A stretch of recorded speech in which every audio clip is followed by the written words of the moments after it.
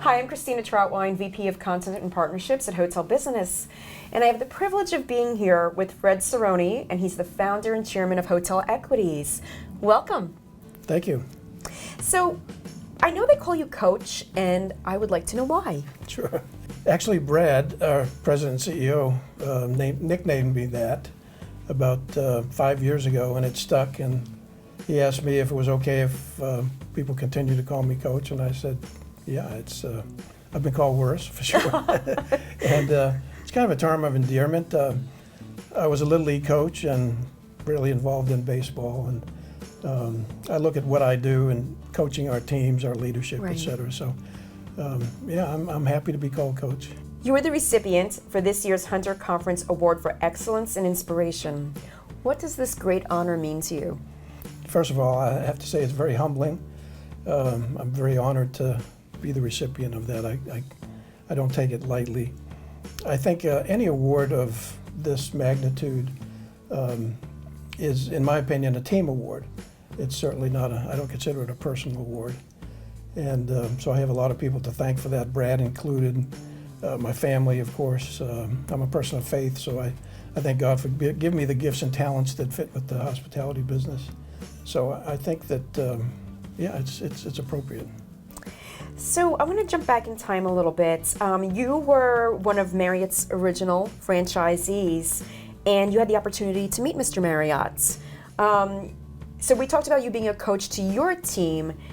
How maybe was that experience, or how did meeting him provide some lessons in your life, and was he a mentor? He absolutely was a mentor, and he is a great man of faith as well. And so when I first met him, it was rather intimidating because I heard that Mr. Marriott was looking for some people to start franchising. He wasn't a big fan of franchising, as I heard back then, and having his name on the side of the buildings, I'm sure I can understand why he would want to be somewhat selective initially anyway.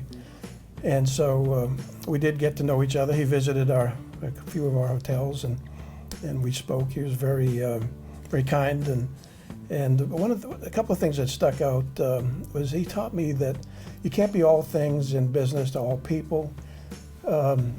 So you have to have you have to pick some people who are your key targets, if you will. So he reminded me that obviously it's our associates, our guests, and our investors. Mm-hmm.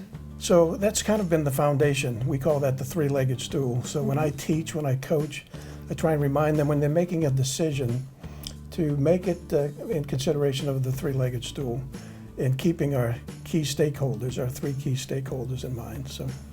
So Hotel Equities was formed in 1989. How has it grown and evolved over the years under your leadership? Wow, so it's really, it's two steps, if you will. Under my leadership, we started with approximately 7 hotels, and I had a dream to make it to 25.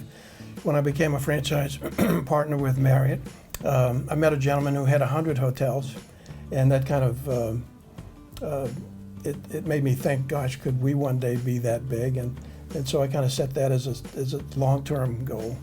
And so here we are today with 300 hotels. I give Brad and his leadership team a lot of credit because they took my initial vision and expanded it quite a bit further. And so sometimes today I have to pinch myself right. to think that with approximately 300 hotels, it's way beyond what I had initially envisioned, but I'm excited about it.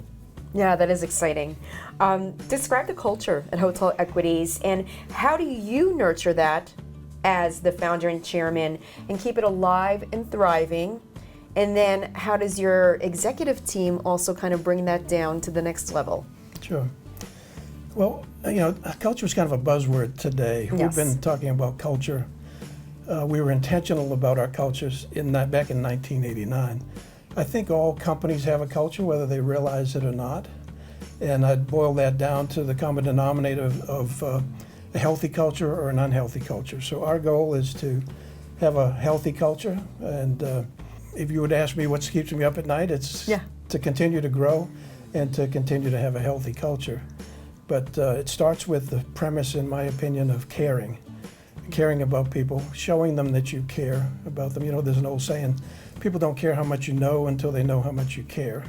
And Very so true. once you convince them that you care about them, that's what starts that foundation of trust. And so you can have a healthy relationship once you've built that trust. But it takes time and it takes effort.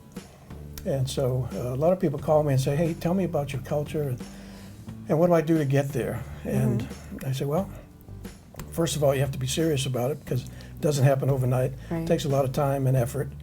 And so as the person in charge, as the CEO, you're the gatekeeper. So from there, you have to make sure all the gates are kept open all the way down. So in reference to your question, Christina, about how do we make sure it infiltrates to the field, we ask each of our general managers to have a daily team huddle. We have 12 value statements, and we review one of the 12 statements each day. And the first one is the golden rule, do unto others as you have them do unto you. And number 12 is all people matter to God. And there's a lot in between, and you can look them up on the website if you care to, but I think there's It still all very... starts and ends with that, though, you know? It's, but I think you'll find that all 12 are appropriate. And we ask ourselves that question on a regular basis. That, when I say us, the leadership team, is this still appropriate? And the answer seems to always be yes. So That's we great. keep doing it. A daily meeting, I think that's great. A team huddle, we call Yeah, it. or a team huddle. Yeah, it takes 5 or 10 minutes. But it's Some- enough to get the day moving in the right direction. Right. You said that growing and the growth of your company keeps you up at night. So I would assume you're getting a little bit of sleep lately, because I know you have been growing, and I know you just announced a strategic partnership within the last week or so. Yes. So talk a little bit about that, and also about what the future looks like for Hotel Equities. Sure. Well, our most recent strategic alignment is with National Hospitality Services. And so they brought on around 40 hotels. We're excited, Norm Leslie and his team, to have them on board. The first criteria, of course, is do you accept our culture? Because that's a deal breaker for us. If the cultures don't match up, and if the company that we're talking to about doing a strategic alliance is not willing to align with our culture, if they don't already have one, then that becomes an issue for us. Yeah. So that's an important part. So there's a due diligence process that goes through. It takes somewhere between, I would say, a minimum of 12 months up to 18 months, because we just don't want to be married to a group and then find out that we're just not a good match. So we try and take our time and be diligent about who we select as strategic partners. Great. Last question. What lasting impact do you hope to have on the hospitality industry? Well, I hope that people would learn that the hotel business is a great business. It's obviously a people business. It's beyond brick and mortar. Some people try and turn it into a real estate play versus an operating business. We're an operating business, and you can build a big, beautiful hotel, but if you don't put the right people in it, train them properly, and pick the proper stakeholders, then it's not going to work. You know, you only really have one shot. It's like a restaurant that you hear about is good, and you go there and it's not good. Well, you're not likely to go back anytime soon. So anyway, we try and be a purposeful company, a company that has goals and objectives and values, and that kind of keeps, we call those curbs, if you will, kind of keeps us online and in track, so to speak. So it seems to work for us. So. Well, it's worked so far, so. We have a chaplain on staff that kind of makes us unique. Oh, We have a wow. 24-hour prayer line for our guests and our associates. Do you really? And that's one of the ways that we show them that we care. And we do a lot of other things, but I'll stop there for now.